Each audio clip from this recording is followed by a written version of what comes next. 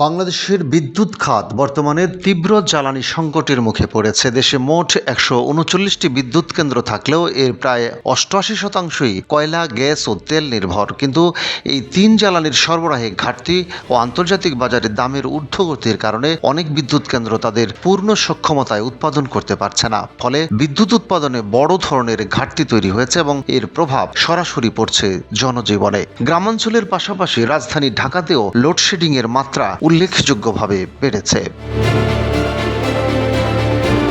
দেশে বর্তমানে ৫৯টি গ্যাস ভিত্তিক বিদ্যুৎ কেন্দ্র রয়েছে, যেগুলোর একটি বড় অংশই গ্যাস সংকটে ভুগছে।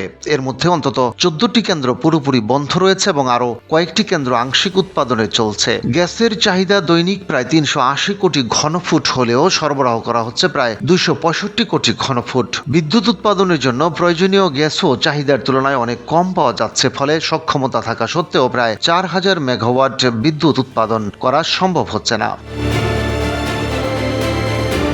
কয়লা ভিত্তিক বিদ্যুৎ উৎপাদনেও একই ধরনের চ্যালেঞ্জ দেখা দিয়েছে। দেশে ৮টি কয়লা ভিত্তিক বিদ্যুৎ কেন্দ্র থাকলেও এর মধ্যে কেবল বড়পুকুরিয়া কেন্দ্রটি দেশীয় কয়লা ব্যবহার করে, বাকি সব কেন্দ্র আমদানি নির্ভর। মূলত ইন্দোনেশিয়া, ভারত ও দক্ষিণ আফ্রিকা থেকে কয়লা আমদানি করা হয়। তবে আন্তর্জাতিক বাজারে কয়লার দাম দ্বিগুণের বেশি বেড়ে যাওয়ায় এবং জাহাজ ভাড়া বৃদ্ধি পাওয়ায় আমদানি ব্যয় উল্লেখযোগ্যভাবে বেড়েছে। ফলে অনেক কেন্দ্র কম উৎপাদনে বাধ্য হচ্ছে।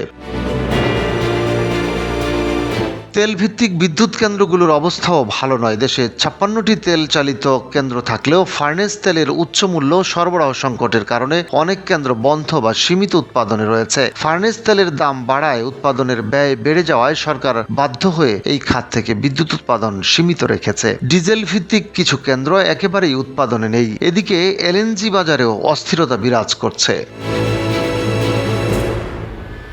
বিশেষজ্ঞদের মতে বর্তমান সংকট মোকাবেলায় সবচেয়ে বাস্তবসম্মত উপায় হলো তুলনামূলক সাশ্রয়ী জ্বালানি হিসেবে কয়লার ব্যবহার বাড়ানো। তবে দীর্ঘমেয়াদে টেকসই সমাধানের জন্য জ্বালানি উৎসের বৈচিত্র্য বৃদ্ধি এবং আমদানি নির্ভরতা কমানো জরুরি। সব মিলিয়ে জ্বালানি সরবরাহের অনিশ্চয়তা ও আন্তর্জাতিক বাজারের অস্থিরতার কারণে দেশের বিদ্যুৎ খাত এখন একটি কঠিন সময় পার করছে। দ্রুত কার্যকর পদক্ষেপ না নিলে সামনে লোডশেডিং পরিস্থিতি আরও জটিল হয়ে উঠতে পারে।